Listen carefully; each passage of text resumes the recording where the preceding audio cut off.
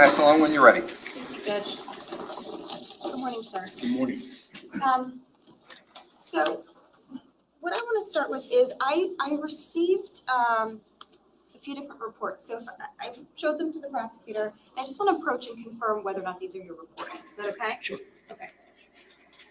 So I'm going to start with actually S86. This is the one that the prosecutor already.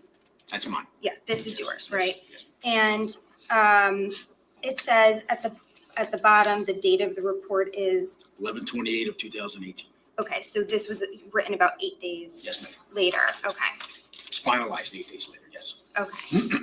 And then there's another report here. It says completed by. So that's why I'm asking you about it. But is this your report or is this something different? So this is the fire department's NIFRS report. This is what they document all of their incidents, where the incident was, when it was, what the disposition was, who was there. This CAD information, we have an integrated system with the county dispatch communication computer, and it just dumps all of the communications that the dispatcher is processing throughout whatever incident it is. Okay, so this was D80, by the way, and you're saying this is basically a CAD report for the fire Yes. department. Yep. And the reported and the completed reviewed by, It was me. Yeah. meaning you did what in relation to the CAD? In our department, I am responsible for the NIFRS reports as well as what I do. What's the report called? A NIFRS report, it's a national reporting system that goes into FEMA, into the state. They just want to collect data nationally. Okay. And in order for us to be eligible for grants and other things, we have to make sure that we have this data and we throw it to them every quarter. That's what we do. All right, and what's it called one more time? NIFRS, National Reporting Incident System. Okay, it's just the first letter, it's an Yeah, acronym. just an acronym, yeah. And All so right, great, thank you didn't write all this stuff out personally, this you is- just reviewed it? Yes, this is the CAD information. So the dispatcher at 911, where, as the incident was going on, they update the CAD and this gets dumped in. Okay, so I'm gonna put that one aside now. And then we have, this is marked D83, and it has your name on it. So just briefly, like, is this your report from, what is this? So this is, can I take it? Yeah. Can I take it?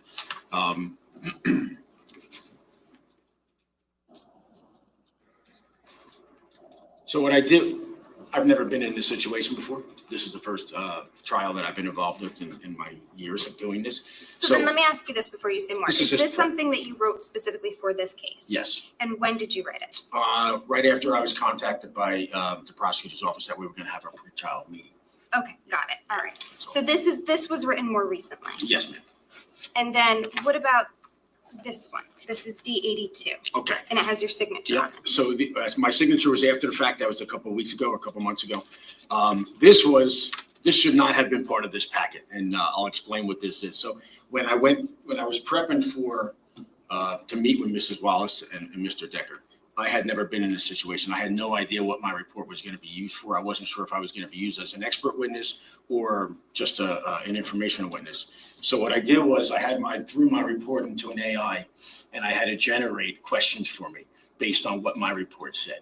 And that's all that was, because I had no idea what I was about to enter. So I was just kind of having it ask me some questions and determine how my report could be seen in other different ways. So that's what Okay, that is. so let me understand this then. You took your original report, which was S86. Yes, ma'am.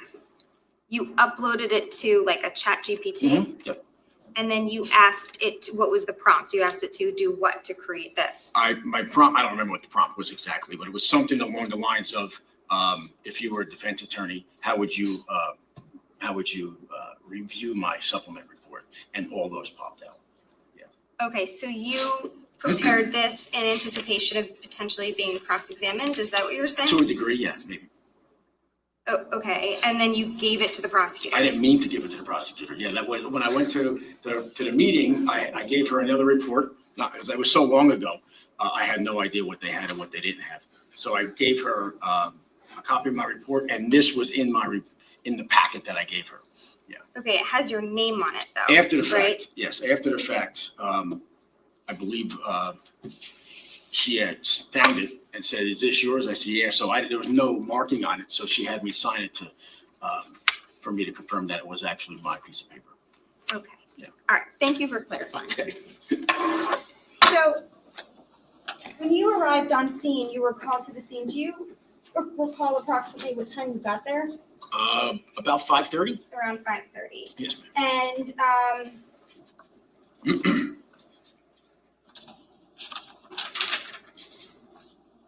your report indicates that it was around 5:25. Does that sound right? Sure. Approximately Yes, 5:30. And it also indicates that upon your arrival, it was reported to you that the main fire had been extinguished. Yep. Would that be accurately reflected in your report? Yes. Okay. And it also indicates that you met with a patrol officer, Officer Marino, At some point, yes. and wanted to show you the suspicious items at the garage. Yes. And you kind of explained already to the jury how that, you know, you were doing your exterior examination and eventually you circled your way around to that area. In the midst of that, you ended up speaking with Mr. Caneiro twice. Yes, ma'am. And both times you said he gave you no problems. No problems. You said he was very informative. Yes. And you also said that he basically was cooperative. Yes, ma'am. Okay. He wasn't evasive or anything like that with you, was he? No, it wasn't. And he answered your questions. Yes, he did. And when you spoke with him, or you mentioned you also spoke to a neighbor, Jonathan Harrington, at Yeah, some that was point? later, yes. That was later, okay. And essentially, your role here was just you were the Ocean Township Fire Marshal For the fire district. for the Fire District 1. Yes. This is a house residential fire, Yes. and so it would be common practice for you to respond to this fire. Yes. Okay. And eventually you became aware that additional agencies were called to the scene, right? Yes. I mean, at the time that you first got there at 5:30, there were patrol officers Yes. and there were fire trucks and other first responders. Yes. And then later, additional officers, detectives from Ocean Township arrived. I know one detective, yes. Was that On Detective call. Brady? Yes, it was, on call, yes. Okay. And the prosecutor's office eventually responded too, correct? I believe so, yeah. Because you said you were there until like noonish. Yes. And also the county fire marshal that you called out, right? Yes.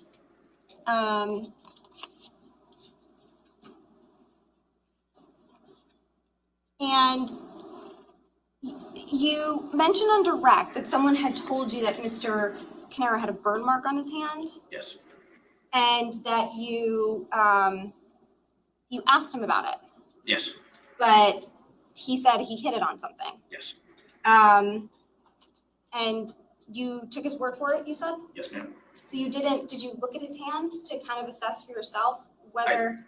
I believe when I asked the question and he answered, I was probably looking at his hands, yeah, but we were in the car and I didn't examine his hands in any way. No. Okay.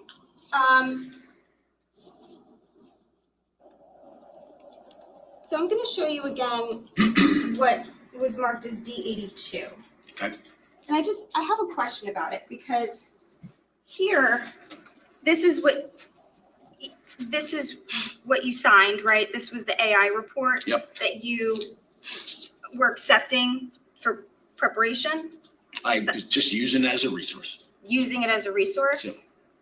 Because this says, Paul gave inconsistent statements. He had an unexplained burn on his hand and claimed I'm just gonna read this first part. I don't Okay. think. He had an unexplained burn on his hand. Okay. Are you accepting that as part of your testimony? Like, why is that written there? Or are you not agreeing with that? That was the AI. Well, it's not to disagree or agree. This is what it punched out and that's what I read. But as far as his hands go, I didn't examine his hands, so I took his word for it. Yeah. So then he wouldn't be giving an inconsistent statement, right? I didn't say he gave it. Objection. I'm not even sure if this is an AI pushing it out. He's not saying anything. I didn't. Oh, sorry. So I'm not sure what the question is. The AI generated these responses to your question, Yes, sir. so it's not him saying it. So I sustain the objection. So that's my question. So when we received this, you're not agreeing with this. These are not your words. I'm not agreeing or disagreeing with it. I just use it as a resource.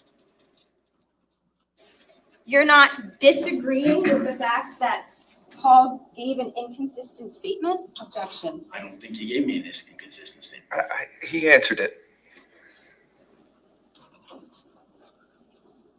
Sir, if this says he gave an inconsistent statement and you just said, I don't think he gave an inconsistent statement, that would mean you disagree with this, correct? It's an AI statement. It is irrelevant what the AI statement, it's an AI statement, it's irrelevant. I'm sustaining the objection. He just told you that this is not his words. It came from a computer. So it's not something that he is saying. It's not even his report, correct? Yes, sir. Judge, Okay, can so- we approach, please? Sure.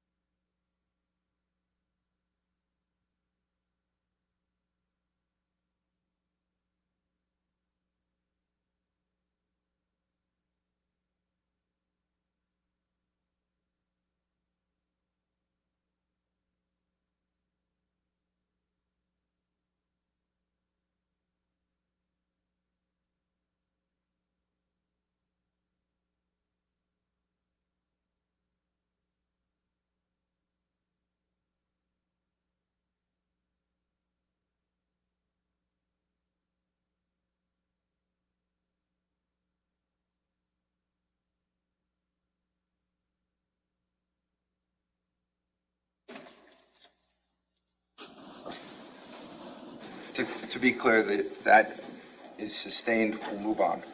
Okay, so the main report was S86, correct? That you saw? Yes, ma'am. The AI report, you're not accepting, right? Okay. Now,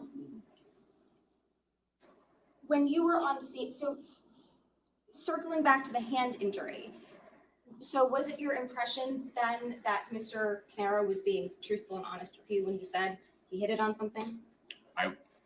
I took his word for it. Whether he was being honest with me or not, I have no idea. Would that be relevant to your investigation? At that point, Yes. no. Sir, you did mention the NFPA, correct? Yes, ma'am. And the NFPA 921 is, what did you say about it again? There's our guide that we use to conduct investigations. Fire It's- investigations, yeah, right? Scientific method, 7 steps that we follow. And there's indicators of an incendiary fire in the NFPA 921, There is. correct? Yes, there is. And I have just one more.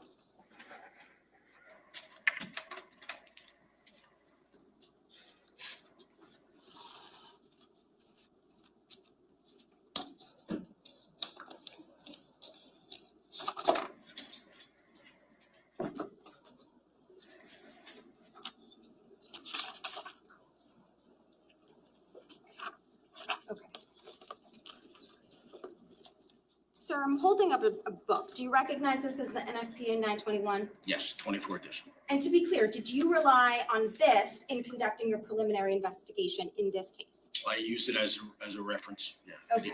Okay. And there's a chapter on incendiary fires, correct? Yes, And those chapters of incendiary fires, one of the things is multiple fires, correct? multiple points, yes. Okay, and in this case, we had that, right? I identified 2 spots. Obviously, the back section of the house was an obvious fire. What I found at the garage, I have no idea if that fire was that day or if that fire was from 3 years ago. So when you were on scene and Officer Marino showed you the garage area Yep. with the gas can right there and the burn mark on the car and like the fire marking on the garage, Yes. they didn't tell you like this, we just put this fire out, this was a second source of the fire? No, He never said that it was a burn mark on the car. He said it was a black smudge. So just to be clear as to your question, that's not what he said. So we should just be careful with what we ask. Go ahead. Your answer was what? I want to be clear for the jury. What was your answer? Can you repeat that question, please? When Officer Marino showed you the fire area near the garage with the gas can laying right there, as well as the smudge on the car, and whatever else you saw in that area, wasn't it indicated to you that this was just a fire that they just put out? I don't remember them saying that they put the fire out. It was obviously, there was some fire damage that I saw at the bottom of the garage door and a melted tip on the gas can. Okay, and you're there to investigate the fire, right? I'm there to determine what happened. That's probably something they would have told you if it happened that day. Would you Probably. agree with that? Yes, Okay, so multiple fires, there's one by the garage and one by the back corner of the house that would fit within a potential indicator of an incendiary fire, correct? well, 2 points of origin, what 2 points of fire would lead us to determine that there were 2 separate fires. Whether they were incendiary, that doesn't, there's no way for me to know that at that point. It's one factor according to the NFP 9. Do you agree with this? And if not, I can show you. No, I know what NFPA says. What I'm trying to tell you is incendiary means somebody set it on purpose. I have no idea if either one of those fires was set on purpose. So incendiary was not on my brain right now. Sir, when you got there, it was a crime scene, correct? There was crime scene tape and officers. I don't remember crime scene. There may be scene security tape to stop people from walking by, but whether it's crime scene or not, that's not what I do. Okay, so when you saw the crime scene tape, did you ask, what are we investigating here? No. You didn't ask that? No. If there was crime scene, you mean talking about the yellow tape? Correct. Yeah, yellow tape is used in every fire scene to secure the scene. Doesn't mean it's a crime scene. Did the officers explain to you that the reason that they put the crime scene tape or the tape up was to preserve the crime scene area, which had the gas can and the smudge marks on the car and things of that nature? Did they explain that to you? That's why the caution tape was up? No, they didn't explain that. They didn't explain that to you. Okay, so you're there to investigate the fire, but they didn't explain that to you.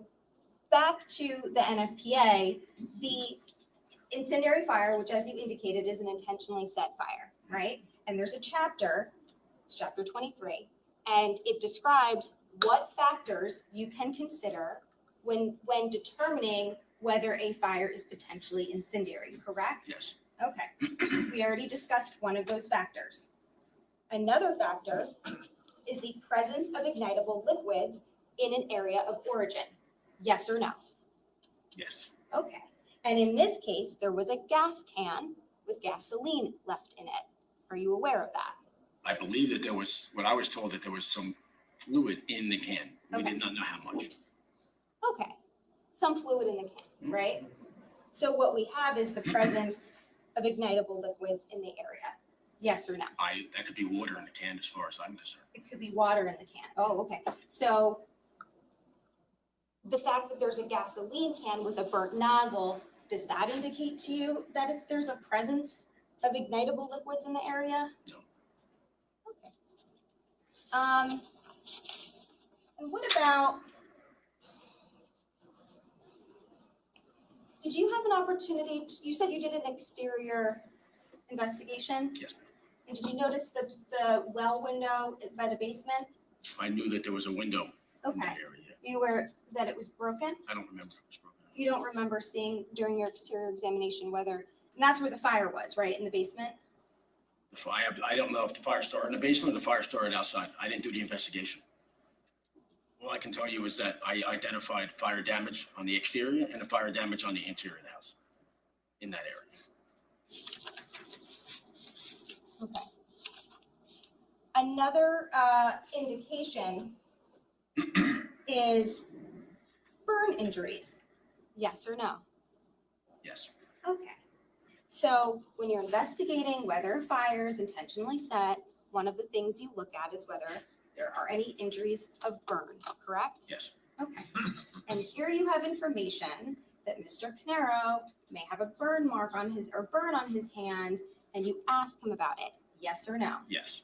And when you did, he says to you, no, it wasn't a burn, it's not a burn, I hit it on something, correct? Yes, ma'am. And did you or did you not inspect his hand at that point in time? Objection, asked and answered. I'll allow it. Go ahead. It was asked, but I'll allow it. Go ahead. Did you look at his hand at that time to ascertain whether or not it was in fact a burn mark? I did not physically, I don't look at his hand. I remember in the car, asked him, did you burn your hands? He said, no. That was it. And that's how we left it. Okay, so is there a reason why in your investigation, and by the way, you've been an EMT since 1992, correct? 97 EMT. Nice. Yeah.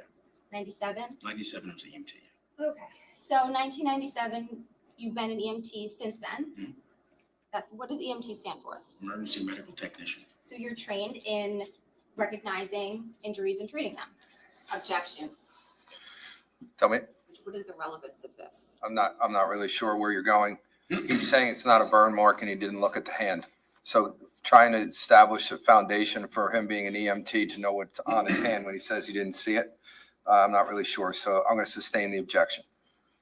Sir, you indicated that you were sitting in the car with him. He says he didn't really hit it and you didn't really inspect it. But is there a reason why, if this is an important factor as to whether or not a fire could be potentially set and you're trying to figure out what's happening, why you wouldn't just inspect his hand as a trained EMT? I was not inspecting that fire as an incendiary fire or as a suspicious fire. All I know is I was collecting data, and I know there was fire on the outside of the house. I know that there was a gas can next to the house, next to the garage, which is not uncommon. A burnt tip on a gas can is also not uncommon. And I can't, all I know is there was two sets. There was two areas that looked like they were fire. One is obvious. Okay. So your testimony then is that you were there just to collect data. You had no idea that you were dealing with any suspicious fire or intentionally set fire or anything like that. I did not start to test any hypothesis at that point. Because I didn't do the investigation.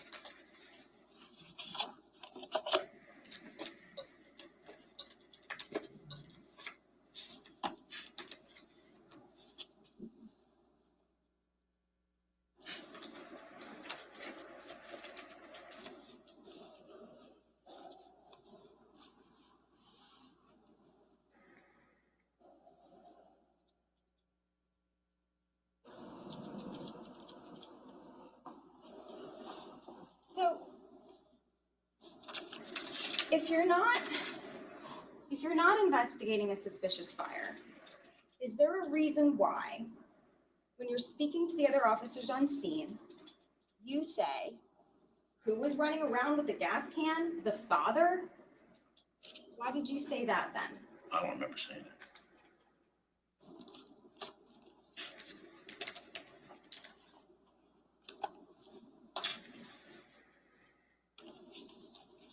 You don't remember saying that? Sir?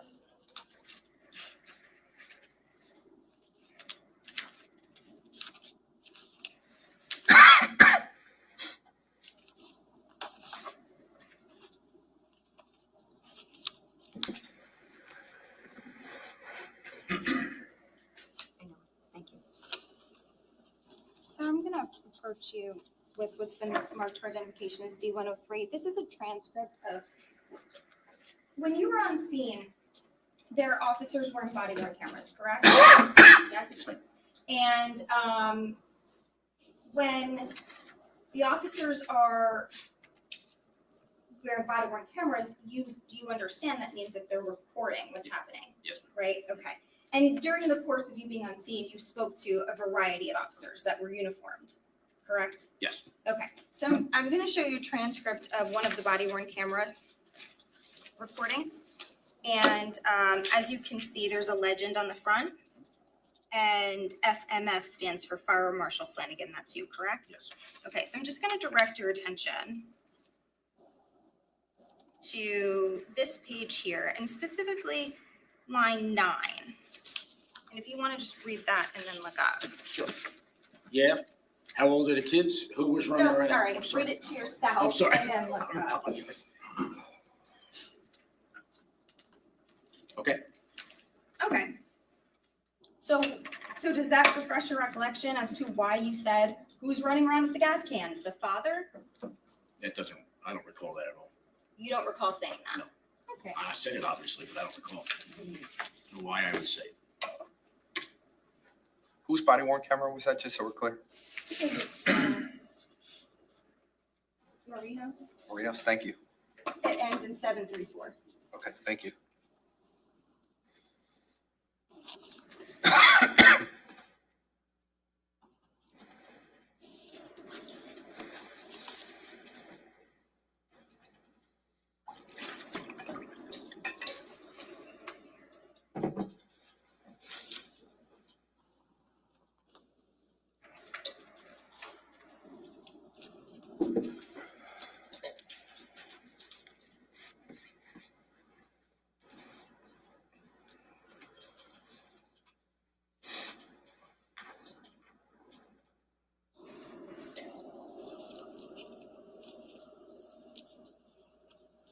So I think did you just say that you're not sure why you made that remark about the father running around with the gas can? I don't understand what the context was during that conversation.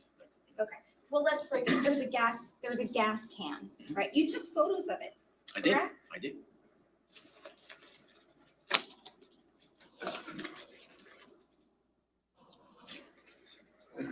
And when you took photos, one of the things that you took a photo of was the gas can, Yes, ma'am. right? And that's because it was in some fashion significant to your investigation, right?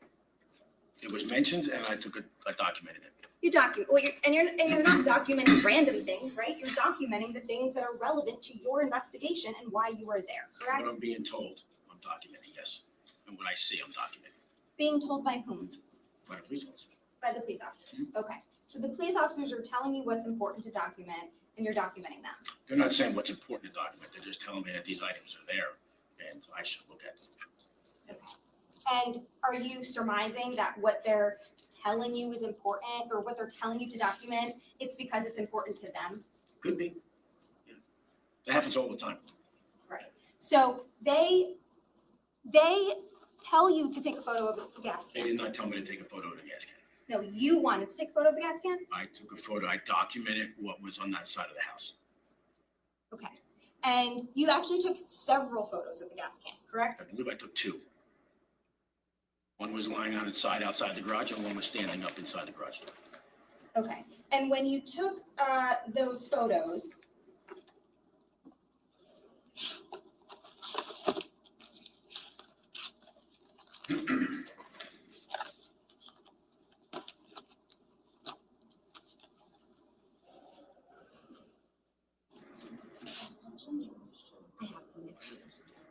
I'm just going to publish these. If we say has no objection. Okay, go ahead.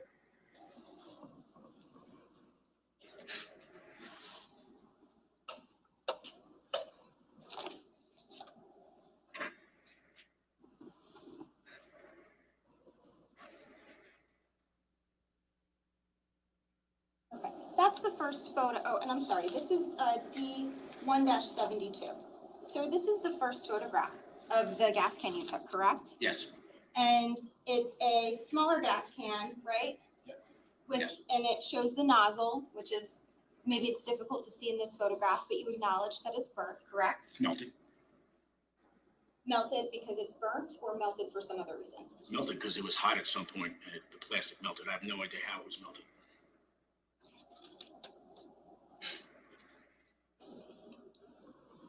And this is another photograph that you took of the gas can. This is the one you met, and I'm sorry, this is D1-73, and this is the photograph that you took inside of the garage, correct? Yes, So you moved the gas can from where it was outside of the garage, and then you put it in the garage, correct? I don't remember moving it, but it was moved. I will attest to that.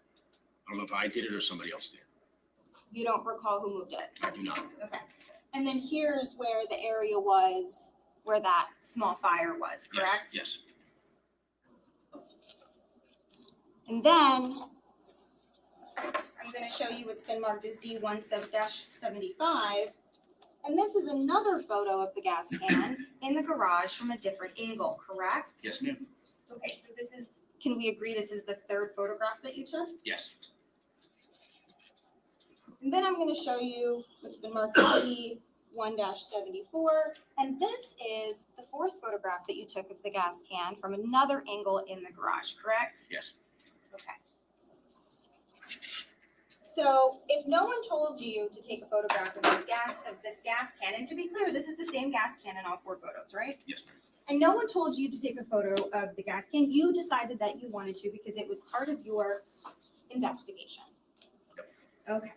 And when you say, so who's running around with the gas can, the father, asking, so who started this fire? Mr. Paul Caneiro?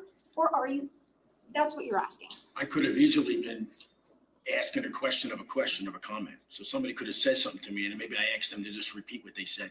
I don't remember why I would ask that question or why they would tell me that question. I don't remember that at all. You don't remember it, but you saw the transcript, right? Yes, ma'am. You were not repeating what the person before you said, correct? I don't know if I was. He answered the question. He answered the question. I sustain the objection as asked and answered. That he's given you what he knows. Sir, you said that question on your own volition. I asked that question. No one forced me to He's ask. asked and answered this question to the best of his knowledge. Move on, counsel. Based on that, is it your testimony today that you were not investigating an intentional fire? You were just there to collect data? That's your testimony? I was not there to investigate a suspicious fire. And based on that comment, you weren't suspecting Mr. Paul Caneiro? I was in no way making him suspicious. He wasn't suspicious of anything at all. Okay, that comment was just, Somebody must have said something and I probably said, hey, who did what? What do you say? Like that, something like that.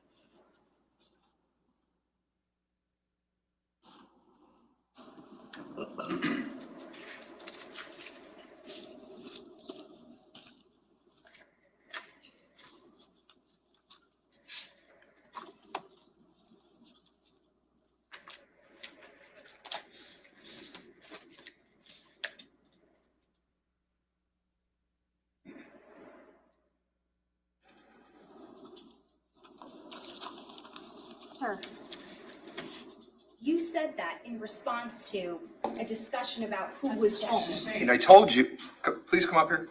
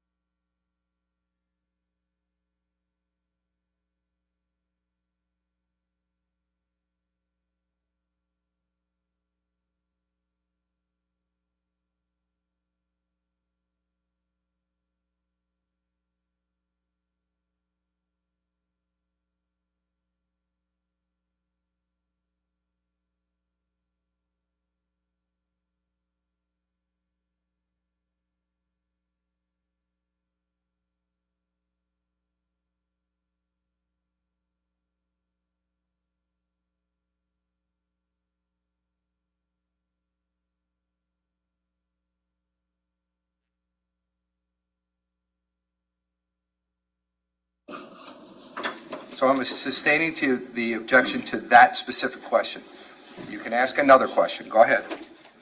At the time that you were there, you were relying on the NFPA 921, which is what you had indicated, right?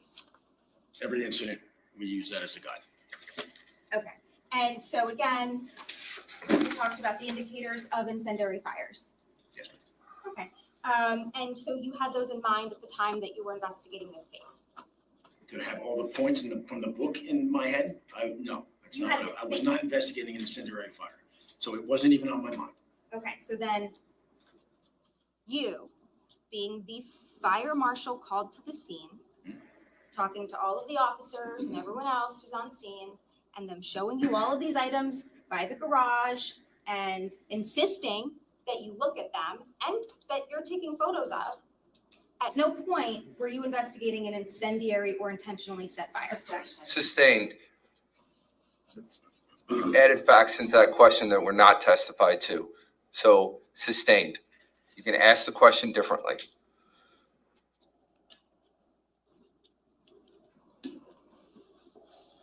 You were called to the scene on November 20th, correct? Yes, When you get to the scene, you're doing exterior examination, correct? yes, And an officer wants you to look by the garage area, correct? yes, And at first you don't because you're looking at other areas of the house, correct?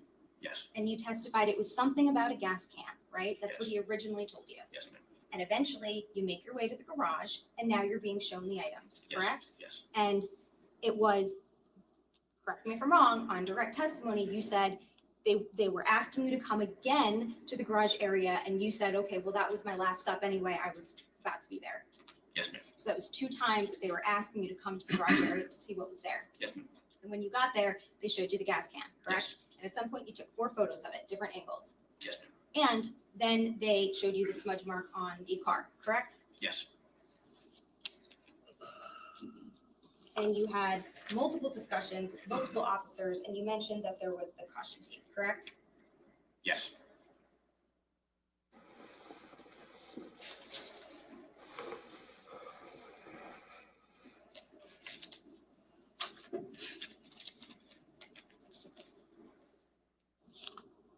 And then you indicated that you went and you asked Mr.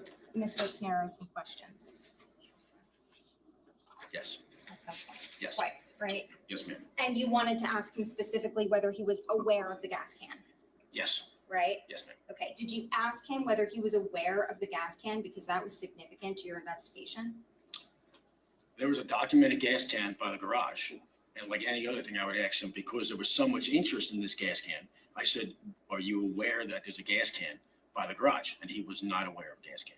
Okay. Did you ever say, you also asked him if he owned any gas cans, correct? I did, Okay, and is that because you wanted to see if maybe that gas can was his or not? I did, Okay. Yeah. And you wanted to know if that gas can was his or not, and then did you show him the gas can and say, hey, is this yours? No. Okay, so that would have been one way to find out if it was his gas can, correct? I asked that question because if he didn't own any gas cans and there was a gas can, that would be something that would raise a flag for me. The fact that he owned a gas can and he owned 5 or 6 of them, and by the garage door was also not something that raised a flag to me. But the gas can was important to you because that's maybe how the fire started, right? No. No? No, I didn't insinuate that at all. I have no idea how that fire started. I have no idea how the other fire started.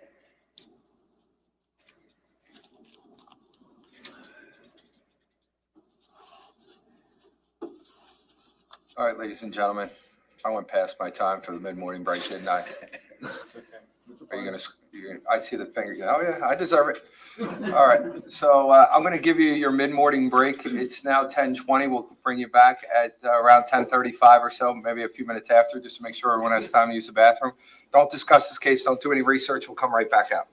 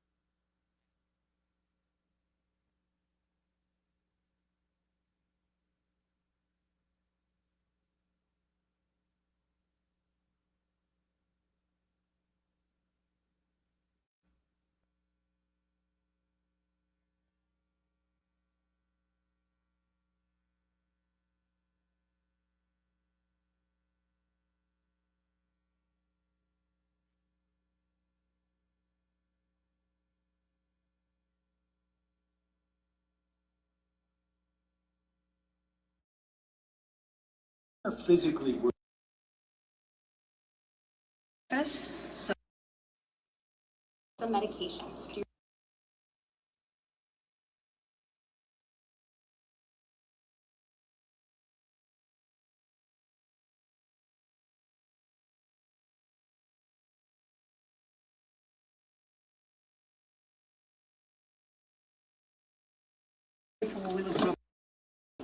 Okay?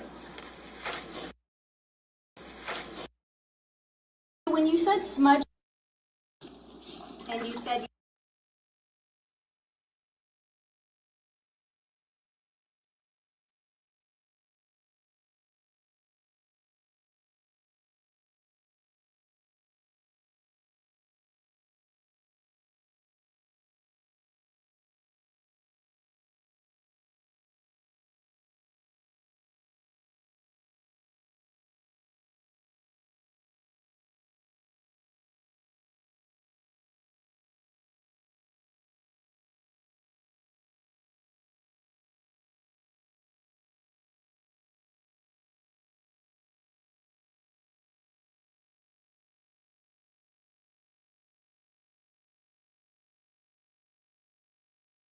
some medications. Do you recall that? Yes. Okay. And did you ask him what medications did you take? You know? Okay. So we don't know, and you don't know. It could be any medication in the world. You have no idea what medication it could be. Yes, ma'am. Okay, that's all. Redirect? No, Judge, I don't think